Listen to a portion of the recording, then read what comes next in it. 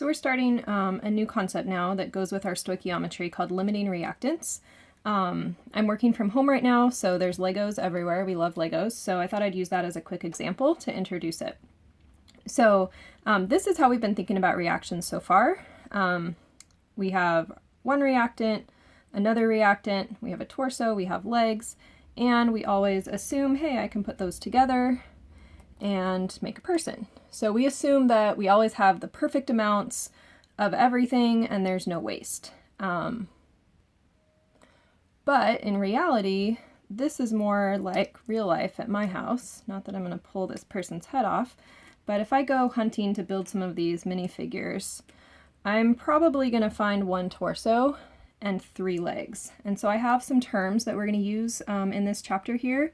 I would say that I have excess legs, and the number of people that I can build is going to be limited by the number of torsos that I have. So all I can build is one person out of this, right?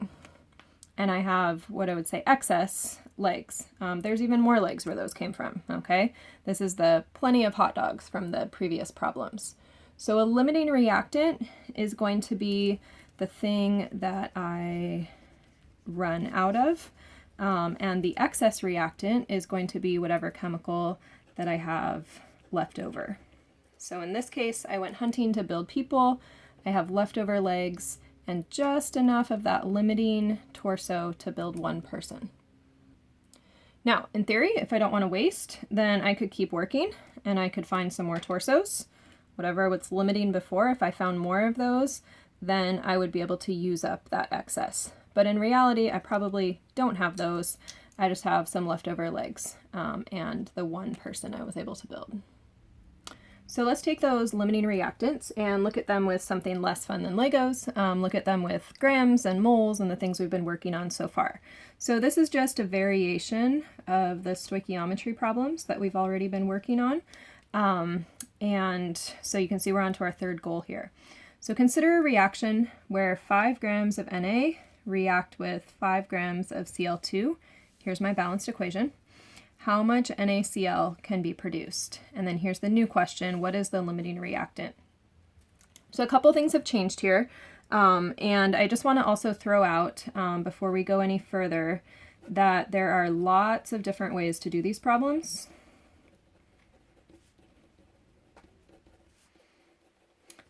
If you go click on 5 different YouTube channels, you'll find 5 different ways to solve them. So I'm just going to show you one. If you find a different way to do it, that's fine. Just get to that right answer.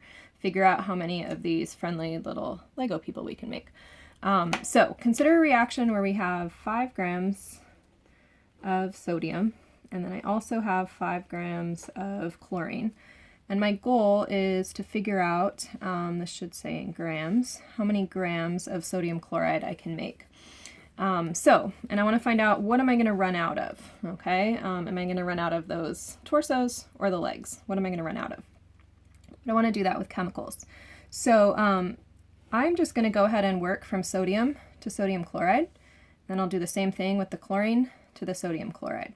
So grams of Na to moles of Na. Moles of Na, I need to switch chemicals, so that'll be moles of NaCl. And then moles of NaCl, I can turn to grams of NaCl. So that's going to be my unit setup. Follow the grams to moles. Mole ratio, I could just grab that easily while I'm here. For every 2 sodiums, I get 2 NaCls. And then these are molar masses, right? So from the periodic table, 22.99 to 1 mole, and from the periodic table, 58.44 to 1 mole of NaCl. So if I go ahead and multiply that through, I would find out that given this amount of sodium, I could make 12.7 grams of sodium chloride. So that's exciting because that's what I wanted to make. But let's take a look at how much product I can make with the chlorine. So same setup, grams of chlorine to moles of chlorine. Don't forget to double it when you find your molar mass. Don't forget it's always a 1 for those molar masses. Moles of Cl2, switch chemicals with a mole ratio. So that will be 1 Cl2 for every 2 NaCl's. And then I have here the same 58.44 grams of NaCl per mole of NaCl. When I go ahead and multiply that through, I get 8.24 grams of NaCl. So as I look at these two numbers, this is saying, given this amount of sodium, this is how much product I can make. Given this amount of chlorine, this is how much product I can make.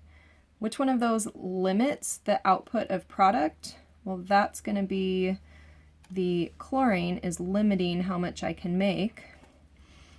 So this is actually all I'm able to make. And if I can go back to that minifig example, this is 1 torso, and I can make 1 person. This is a nice number, but I can't make 3 minifigs. I can only make 1, and then I'm going to have some of this sodium here left over. So I can't actually build as much sodium chloride as I'm hoping because I ran out of the chlorine, or I ran out of the torsos here. So the final thing that I need to identify is what is the limiting reactant. And so whatever gave me the smaller amount of sodium chloride, backtrack, that tells me that Cl2 is the limiting reactant. And we had one more word back on our previous slide. I could say that this sodium here is what we call the excess reactant, or what I'm going to have some leftovers of. And in this case, the chlorine gas is harder to transport, more dangerous than the sodium. So that's why we want to make sure that all the chlorine gas gets used up and is the limiting reactant. We want to have whatever's a little bit safer to have around as our excess or our leftover.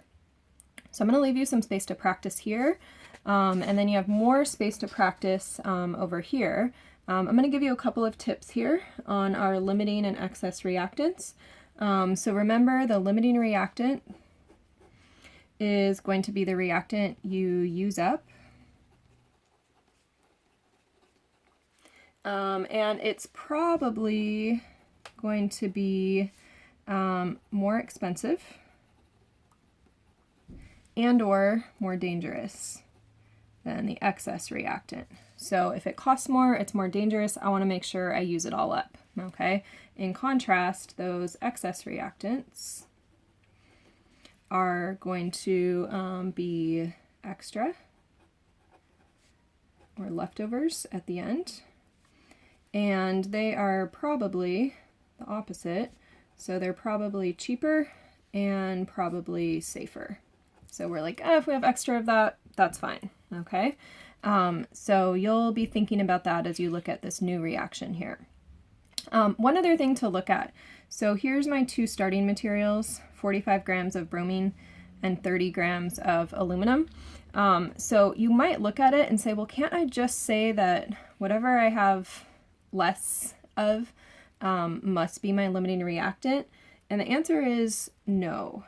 So a little note, looking at masses can't let you perfectly predict your limiting reactants. And that's because a couple of reasons. These are masses, and there's a lot of counting going on here. There's molar masses, and then there's also coefficients. So only once you are counting in moles are you able to accurately decide what your limiting reactant is. So just because there's more bromine doesn't guarantee it's going to be the excess. I have to actually work until I'm counting in moles to figure that out. So with that being said, practice or save a problem for lecture, and hopefully you're getting better at stoichiometry.